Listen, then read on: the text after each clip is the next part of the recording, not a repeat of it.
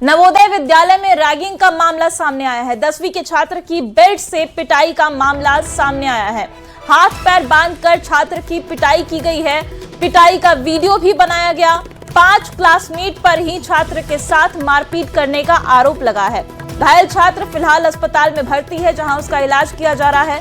और घटना के बाद ग्रामीणों में भारी आक्रोश देखने को मिल रहा है। स्कूल परिसर में ग्रामीणों ने पहुंचकर हंगामा किया। कई थानों की पुलिस को मौके पर पहुंचना पड़ा और पुलिस फिलहाल हालात को शांत कराने में जुटी हुई है। और ये तस्वीर आपकी स्क्रीन पर, जहां छात्र को उसके कपड़े उतार के उसे उठक बैठक करवाई जा रही है, आप देख सकते हैं। बेल्ट से उसकी पिटाई करने का भी आरोप है और अब ये मामला लगातार तूल पकड़ता जा रहा है। जो ग्रामीण है वो स्कूल पहुंच गए हैं और अब कार्रवाई की मांग को लेकर हंगामा कर रहे हैं। पुलिस ग्रामीणों को शांत कराने में जुटी हुई है।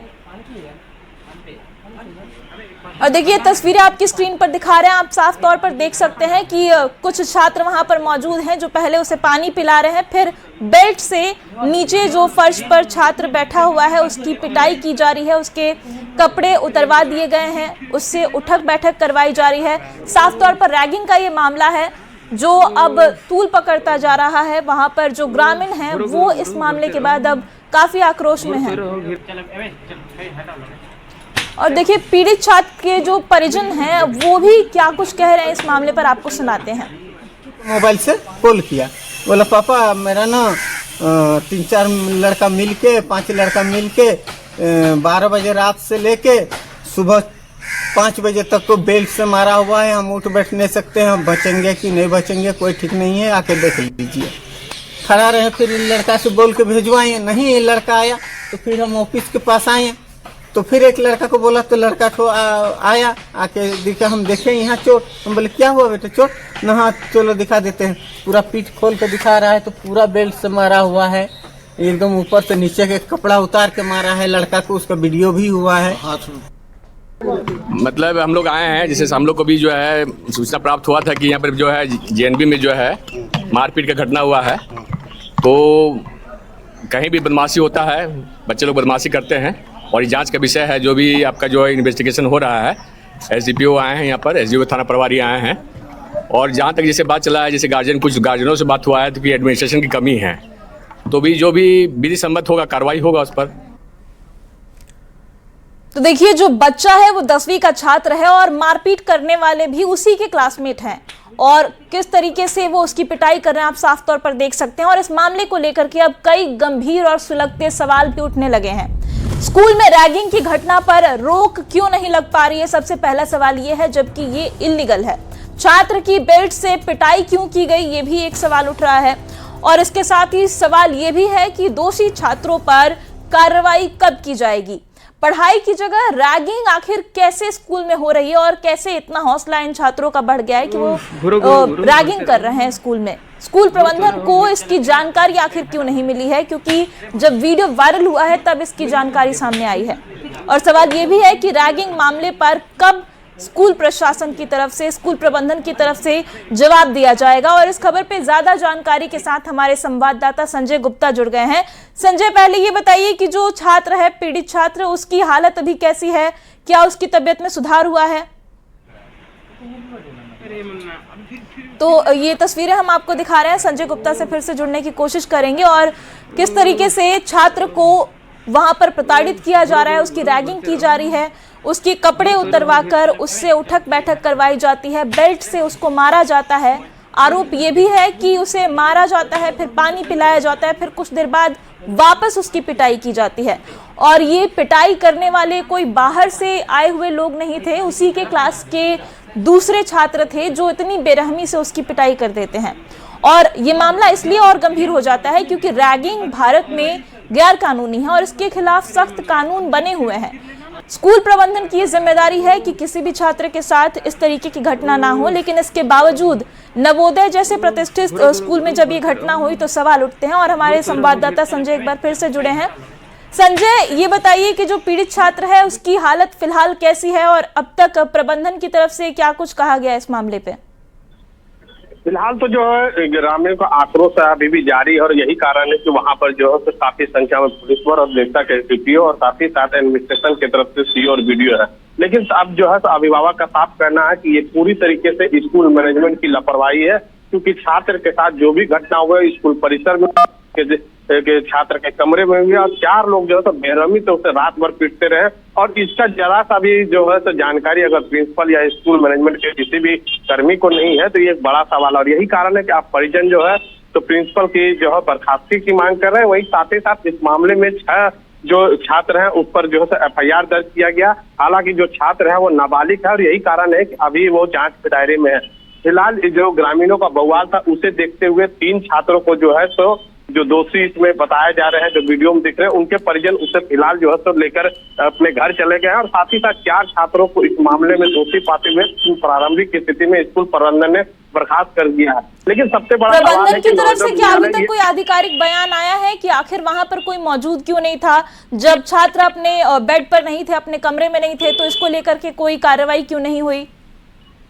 स्कूल प्रबंधन इसे जो है तो रैगिंग से जोड़कर नहीं देख रही है। उनका कहना है कि इस तरह की जो घटना हुआ स्कूल में रैगिंग का सवाल नहीं है, क्योंकि इस छात्र और भी कई थे लेकिन 4 छात्रों ने उसके साथ मारपीट किया। और यही बात जो है तो पुलिस के अधिकारी ने भी दोहराया कि रैगिंग का मामला नहीं है, ये पैसे का मामला था और इसके कारण इसके साथ घटना हुई। लेकिन जिस स्कूल में आज ये वर्तमान घटना हुई इससे पहले भी वहां पर 2-3 घटनाएं हो चुकी है।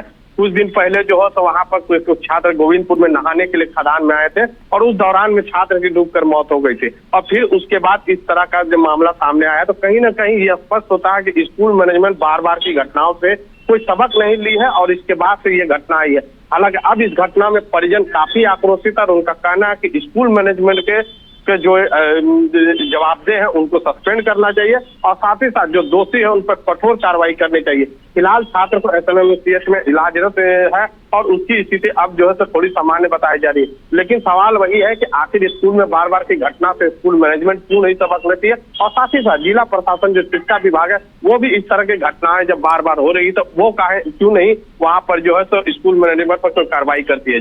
जी बहुत बहुत शुक्रिया संजय आपका इस जानकारी के लिए। तो देखिए नवोदय जैसे प्रतिष्ठित स्कूल में इस तरीके की घटना हुई है तो अब सवाल उठ रहे हैं और अब देखना होगा कि प्रबंधन की तरफ से क्या कार्रवाई की जाती है। बढ़ते हैं आगे। रांची से बड़ी खबर आपको बताएं, पासपोर्ट ऑफिस में धमकी मिली है, बम से उड़ाने की धमकी मिली है और देखिए आपको बड़ी खबर बता रहे हैं, पासपोर्ट ऑफिस को बम से उड़ाने की धमकी रांची में दी गई है और जगुआर BDDS टीम इस मामले की जांच में जुट गई है और लगातार इस तरीके के मामले झारखंड में आते हैं। ऑफिस के साथ गैलेक्सी मॉल की भी जांच की जा रही है ताकि कहीं चूक की कोई गुंजाइश ना रहे। ईमेल के जरिए ये धमकी जो है वो दी गई है और ये मामले लगातार झारखंड में देखने को मिलते हैं। इस खबर पे ज्यादा जानकारी के साथ हमारे संवाददाता ओम प्रकाश जुड़ गए हैं। ओम प्रकाश, क्या ट्रेस हो पाया है कि ये जो ईमेल आया है वो कहां से आया है और क्यों ये धमकी दी गई? अब तक जो जानकारी है उसके अनुसार जो टेक्निकल सेल है और जो साइबर सेल है, जो अब तक चीजें मिली हैं और जो VPN नंबर मिला है वो तमिलनाडु के आसपास का बताया जा रहा है और वहीं से ये धमकी जो है ईमेल का वो आया है। फिलहाल तमाम चीजों की जानकारी जो है वो जुटाई जा रही है। खासतौर से बात करें तो BDDS की टीम जो है उसने पूरी पासपोर्ट ऑफिस को पूरी तरह से खंगाला, लेकिन अब तक कोई भी संदिग्ध वस्तु या चीजें जो हैं वो वहां से बरामद नहीं हुई है। हालांकि मामले की गंभीरता को देखते हुए तमाम परिसर को खाली करते हुए हर चीज की बारीकी से चेकिंग की गई है। पूरे मामले में जो रांची पुलिस है और खासतौर से जो साइबर सेल की टीम है वो अपने स्तर से जांच कर रही है, क्योंकि VPN नंबर जो है वो भले साउथ का बता रहा हो लेकिन ऐसी आशंका है कि ये मेल जो है वो शायद कहीं और से किया गया हो। लेकिन तमाम जो चीजें हैं उसे गहनता से छानबीन जरूर की जा रही है। अब देखना होगा कि इस मामले में क्या कुछ खुलासा होता है और इसके पीछे किस तरह के व्यक्ति का हाथ है। इस पूरे मामले की छानबीन कब तक हो पाती है ये देखना जरूरी है। जी बहुत बहुत शुक्रिया ओम प्रकाश आपका इस जानकारी के लिए। तो देखिए झारखंड में लगातार इस तरीके के मामले सामने आते हैं जहां कोर्ट को या फिर किसी ऑफिस को बम से उड़ाने की धमकी जाती है और एक बार फिर से पासपोर्ट ऑफिस को उड़ाने की धमकी दी गई है। बढ़ते हैं आगे। जामताड़ा में 16 जुलाई को सदर अस्पताल में एक प्रसूता और उसके गर्भस्थ शिशु की मौत के बाद हंगामा और तोड़फोड़ हुआ था। इसके विरोध में शुक्रवार को स्वास्थ्य कर्मियों ने कार्य बहिष्कार किया। झारखंड मेडिकल एसोसिएशन के नेतृत्व में शुरू हुई इस हड़ताल को चिकित्सा एवं जन स्वास्थ्य कर्मचारी संघ का भी समर्थन मिला। इसके चलते ओपीडी सेवाएं पूरी तरीके से बंद रहीं। हालांकि आपातकालीन सेवाएं जारी रहीं और इस घटना के बाद अस्पताल उपाधीक्षक के आवेदन पर जामताड़ा थाने में मामला भी दर्ज कर लिया गया है। प्राथमिकी में सरकारी कार्य में बाधा पहुंचाने, अस्पताल में तोड़फोड़ करने और दूसरे मामले में बीजेपी जिलाध्यक्ष सहित 8 लोगों को नामजद अभियुक्त बनाया गया है। कार्य बहिष्कार कर रहे चिकित्सकों ने दोषियों की जल्द गिरफ्तारी और अस्पताल में सुरक्षा व्यवस्था को सुनिश्चित करने की मांग की है। इधर हड़ताल की वजह से मरीजों के परिजन जो हैं वो भी काफी परेशान हो रहे हैं। तो ये देखिए 3 तस्वीरें आपको दिखा रहे हैं। पहली तस्वीर जो हंगामे की है, दूसरी हड़ताल पे बैठे हुए हैं और जो तीसरी तस्वीर है वो तब की है जब एक गर्भवती महिला और उसके शिशु की मौत हो गई थी और इसी मामले को लेकर के अब ये मामला गरमाता जा रहा है। एक मरीज के चलते यहाँ के डॉक्टर्स और स्टाफ के साथ अभद्रतापूर्वक व्यवहार करते हुए मारपीट की गई है, जिसके उपलक्ष्य में हम लोग आज सारे कर्मचारी और पदाधिकारी स्ट्राइक में हैं। जब तक उस व्यक्ति को, चिन्हित व्यक्ति को जिन्होंने घटना का अंजाम दिया, उन्हें पकड़ा नहीं जाता है, प्रशासन नहीं पकड़ते हैं, तब तक हम लोग काम पर नहीं जाएंगे। घटनाक्रम नहीं है, इसी के क्रम में हम लोग इसके विरोध में जो भी इसमें आरोपित है उसको जल्द से जल्द गिरफ्तार किया। इसी के परिप्रेक्ष्य में हम लोग स्वास्थ्य विभाग के जितने कर्मचारी हैं मुख्यालय स्तर पर सभी लोग यहाँ पर। और देखिए बड़ी खबर आपको जमशेदपुर से बताते हैं। जमशेदपुर में डिमना लेक में बड़ा हादसा हो गया है। देखिए नहाने के दौरान 2 भाई लेक में डूब गए हैं। बड़ी खबर आपको बता रहे हैं, डिमना लेक में बड़ा हादसा हुआ है। एक युवक को हालांकि लोगों ने बचा लिया है, उसकी जान बचा ली गई है, जबकि दूसरा जो भाई था, पीयूष सिंह उसका नाम बताया जा रहा है, उसकी मौत हो गई है डूबने से। गोताखोरों ने पीयूष का जो शव है वो लेक से निकाला। सूचना मिलते ही पुलिस भी मौके पर पहुंच गई और परिजन भी वहां पहुंच गए। शव को देखते ही परिवार में कोहराम मच गया। इसके अलावा विधायक सरयू राय भी घटनास्थल पर पहुंचे। एमजीएम थाना क्षेत्र के डिमना लेक की यह घटना है जहां पर 2 भाई नहाने गए थे और इसी दौरान दोनों डूबने लगे। एक भाई की जान बचा ली गई जबकि दूसरे की डूबने से मौत हो गई है। डूब गया नदी में, तो मैंने तुरंत डीसी साहब को खबर किया। डीसी ने थाना को बताया। डीसी ने मुझे फिर खबर किया कि लोग वहाँ पहुँच गए हैं, तो हम लोग इसीलिए आए। हम लोग के क्षेत्र का बच्चा है और ये दुर्घटना हो गई उसके साथ, तो आगे इसके घर का, परिवार का क्या होगा ये देखना है। और जो यहाँ एक समूह है, ग्रुप है नौजवानों का जिसमें लोहार हैं, ये इन सबों ने अपना नीचे जाके डूब के उस डेड बॉडी को ऊपर ले आए। तो यहाँ कोई एक अस्थायी व्यवस्था सरकार कर दे। शौक में जो बड़ा वाला भाई था थोड़ा अंदर चला गया, क्योंकि ये स्विमिंग पूल नहीं है, ये लेक है और सडन इसका डेप्थ बढ़ जाता है। वो डेप्थ में गया, पानी उसको पीछे टानने लगा, भारी वजन पे उसे डूबते हुए हाथ पैर हिलाया, लेकिन जो इसका भाई था खुद तैरने नहीं जानता, वो आगे नहीं बढ़ा और एक गहरे पानी में डूब गया था। और चूंकि हाथ पैर मरते समय आदमी जो मारता है तो थोड़ा आगे करीब यहाँ से 25 फीट अंदर पानी में चला गया था। सोनारी कागल नगर का रहने वाला था। सुबह 5 बजे घर से निकला था डिमना लेक जाने के लिए। डिमना लेक हम लोग 5:30 बजे तक पहुँच गए थे।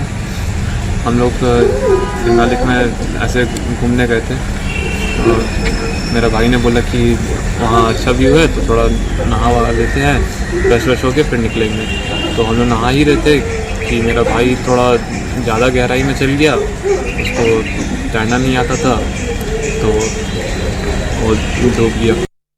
और बड़ी खबर आपको चाईबासा से बताते हैं, जहां मझगांव में 2 समुदाय के युवकों के बीच हुई मारपीट के मामले को लेकर आदिवासी समाज में नाराजगी है।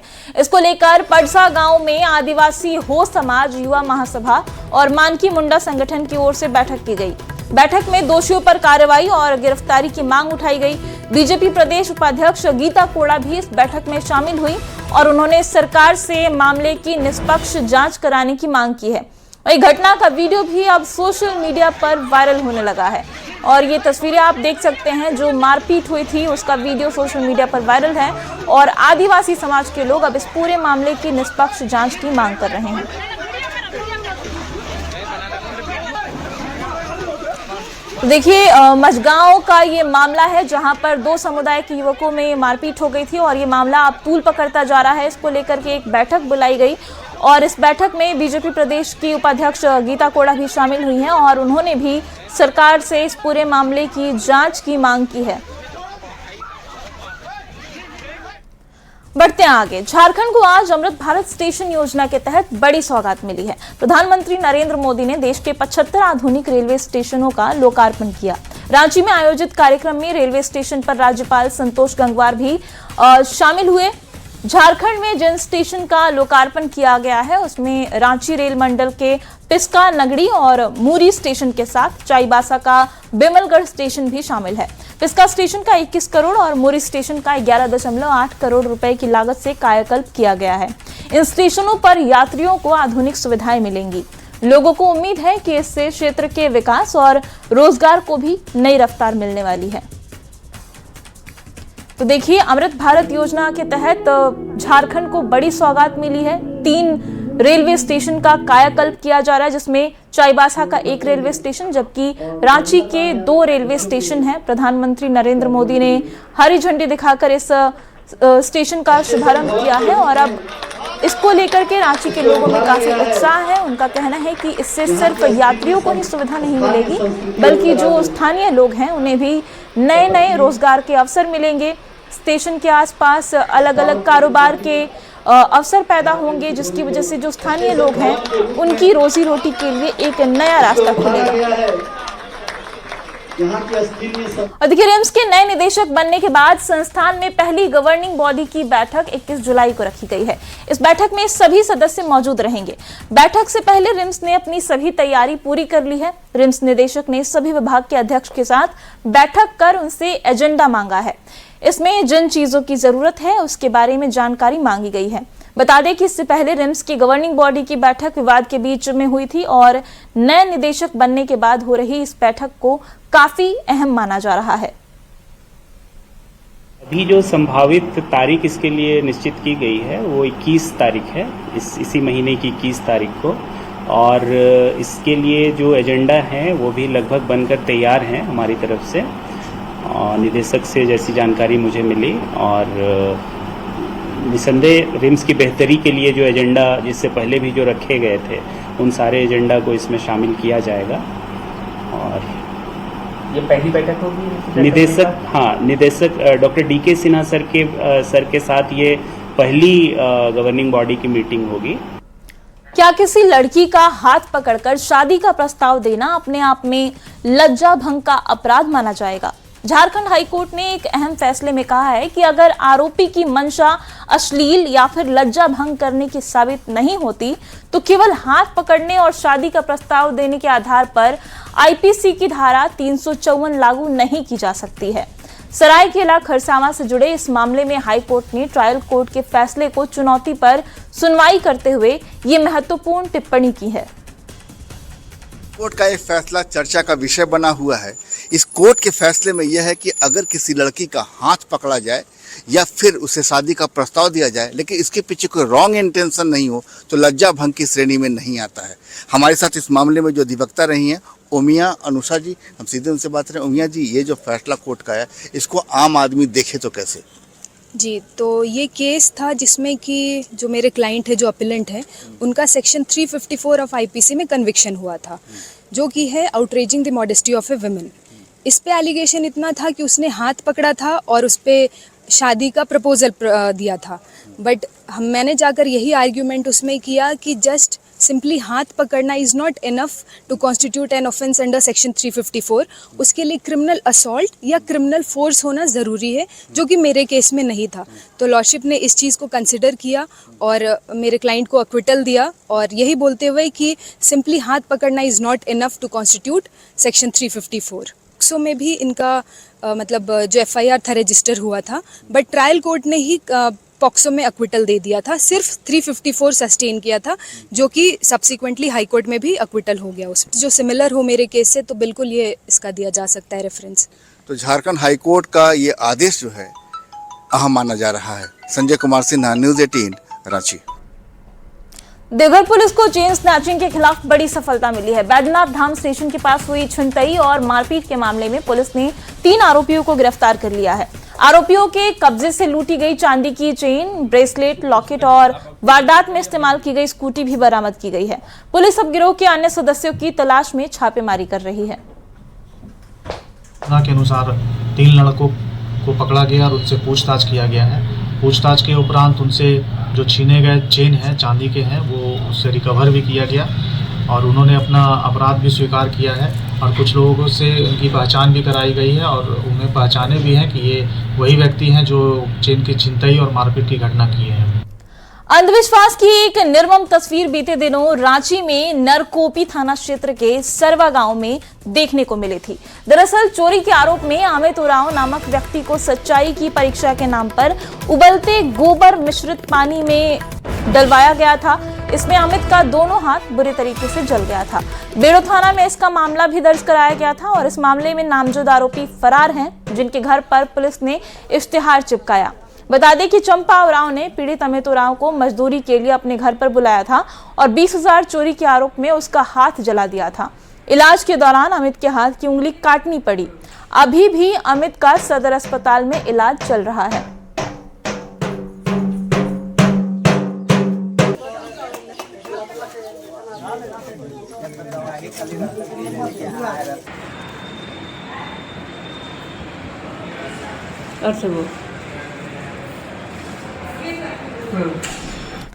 पेपर लीक के मुद्दे पर कांग्रेस ने केंद्र सरकार पर एक बार फिर से हमला बोला है। झारखंड सरकार के मंत्री दीपिका पांडे सिंह ने कहा कि छात्रों की आवाज दबाई नहीं जा सकती। उन्होंने आरोप लगाया कि शिक्षा व्यवस्था पर लगातार सवाल उठ रहे हैं और पेपर लीक जैसी घटनाएं युवाओं के भविष्य के साथ खिलवाड़ हैं। उन्होंने पेपर लीक मामले की जवाबदेही तय करने और सख्त कार्रवाई की मांग की है। लगातार पेपर लीक हो या फिर आपने देखा कि सीबीएसई के बच्चे जो 10th-12th का एग्जाम दे रहे हैं उनके बच्चों का स्कोर सही नहीं हुआ। हमारी रांची की बच्ची नेशनल टॉपर हुई जब उसने रीवैल्यूएशन के लिए दिया। बोकारो के बहुत ही होनहार बच्चे ने पूरा ये स्कैम किस तरीके से सरकार के संरक्षण में चल रहा है उसको उजागर किया। एज अ पेरेंट मुझे लगता है ये सबके लिए चिंता का विषय है और हमारे बच्चे भी अभी एग्जाम्स दे रहे हैं और ये कर रहे हैं। उसी तरीके से कितने परेशानियों से बच्चों को लोग कोचिंग के लिए भेजते हैं और मेहनत करते हैं। लोग अपनी जमीन जायदाद बेच करके बच्चों को पढ़ाने पर फोकस कर रहे हैं और इस तरह का धोखा अगर बच्चों के साथ हो जाए, उनके पेरेंट्स के साथ हो जाए तो ये हम लोग कतई बर्दाश्त नहीं करेंगे। और फिलहाल रुकेंगे।